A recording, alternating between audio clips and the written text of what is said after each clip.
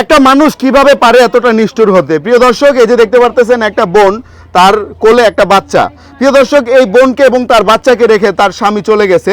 দর্শক শ্রোতা, কেনই তার স্বামী তাকে এবং তার বাচ্চাকে রেখে চলে গেল সেটা আমরা তার মুখ থেকে শুনবো, এবং পরবর্তীতে এখন বর্তমানে তাদের কি অবস্থা সেটা যদি আপনারা একবার শুনেন একবারে জাস্ট অবাক হয়ে যাবেন। প্রিয় দর্শক, প্রথমে বলে নিচ্ছি, ভিডিওটা দেখার আগে শেয়ার করে নেবেন এবং অবশ্যই ফুল ভিডিওটা দেখবেন। আসসালামু আলাইকুম আপু। ওয়ালাইকুম সালাম। আপনার নামটা বলেন।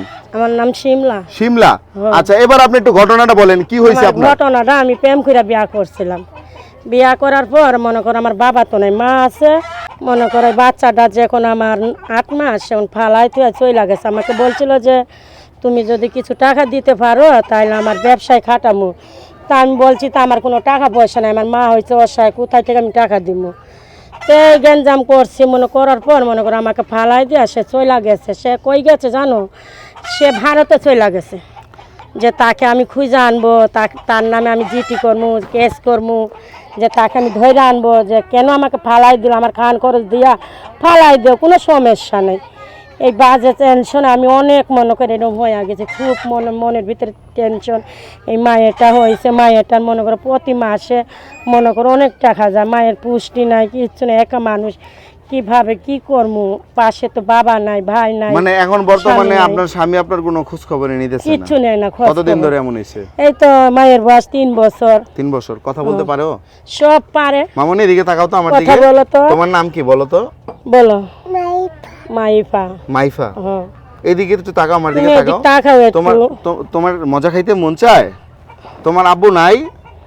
আব্বু কই গেছে গা তোমার? তোমার আব্বু কই গেছে গা? হ্যাঁ, তোমার আব্বু তোমার মজা কিনা দেয় না? তোমার আব্বু তোমার লগে দেখা করে না? তোমার আব্বুরে দেখতে তোমার মন চায়? তোমার মন চায়? প্রিয় দর্শক দেখেন, ছোট্ট একটা বাচ্চা, মাত্র 3টা বছর তার বয়স। এই বয়সে সে তার বাবার ভালোবাসা, আদর, স্নেহ পাচ্ছে না। দর্শক বুঝতে পারতেছেন যে একটা বাচ্চা কতটা মানে কষ্ট পেলে এইভাবে কথা বলতে পারে। ছোট্ট একটা বাচ্চা, সে কিন্তু কিছুই বোঝে না, তারপরে সে কীভাবে বলতেছে নির্দ্বিধায় যে বাবার ভালোবাসা পায় না, আদর পায় না, মোহাম্মত পায় না। তো আসলে এই বোনটা এখন কি করবে? উনিও কিন্তু এক পর্যায়ে নিরুপায়।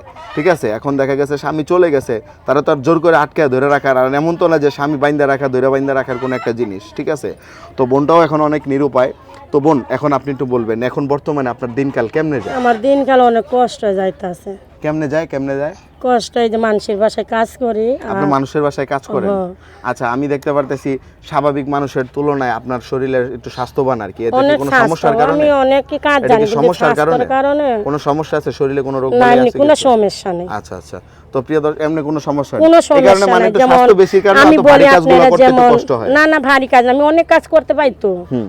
অনেক কাজ মনে যত পদের রান্না করতে দিবে, 100 পদের রান্না আমি সব কাজকর্ম করতে সব পারি, রান্না কোনো বান্না প্রবলেম কইরা নাই দিমু, ঘর মোছা হইতে, কাপড় চোপড় ধোয়া হইতে সব কিছু কইরা দিমু। বুঝতে পারছি। এখন আপনার চাওয়াটা কি বোন? আমার চা একটা, যদি আমার বাচ্চাটার কেউ দায়িত্ব নিয়ে বলে যে তাকে আমি লেখাপড়া, আমার ইচ্ছা আছে মায়েরটারে মাদ্রাসায় পড়ামু, তাকে হাফেজি পড়ামু, মাদ্রাসায় যদি এমন কেউ পাত্র আমি পাই, সে যদি বলে যে আমি মায়েরটার দায়িত্ব নিব, তার সাথে আমি জীবন সাথী করতে রাজি আছি। মানে যদি কেউ আপনার বাচ্চার দায়িত্ব নিয়ে বাচ্চাকে মাদ্রাসায় পড়ায়, তাহলে আপনি তাকে বিয়ে করতে পারবেন? আমি তাকে বিয়ে করব। সে আমাকে ডাল ভাত খাওয়া। আপনি রেখে ডিভোর্স দিবেন? আপনি ডিভোর্স দিয়ে দিছি। আমি ডিভোর্স দিয়ে দিছেন? এটা কি কাগজে কলমে ডিভোর্স হইছে? সব একবার সব। তার মানে আপনি চাইলে এখন দ্বিতীয় বিয়ে করতে পারবেন? আমি দ্বিতীয় বিয়ে করব বলে আমি আমার জানা মতে একটা মেয়ে স্বামী থাকা অবস্থায় বিয়ে করতে পারে না, স্বামী ছাইরা দিয়ে তারপর করতে পারে। বুঝতে পারছি। তো প্রিয় দর্শক, যদি কেউ ওনার সঙ্গে যোগাযোগ করতে চান করতে পারবেন। আপু, আপনার সঙ্গে কিভাবে যোগাযোগ করবে? আমার নাম্বার আছে। বলেন, নাম্বারটা বলেন। 01719112478। আচ্ছা, এটা আপনার নাম্বার? এই নাম্বারে কল করলে আপনাকে পাওয়া যাবে? হ্যাঁ, পাওয়া যাবে। আচ্ছা, বুঝতে পারছি। তো প্রিয় দর্শক, কেউ যদি ওনার সঙ্গে যোগাযোগ করতে চান, ওনার এই নাম্বারে কল করে কথা বলতে পারবেন। কি নাম যেন আপনার? শিমলা। শিমলা। আপনি থাকেন কোথায়?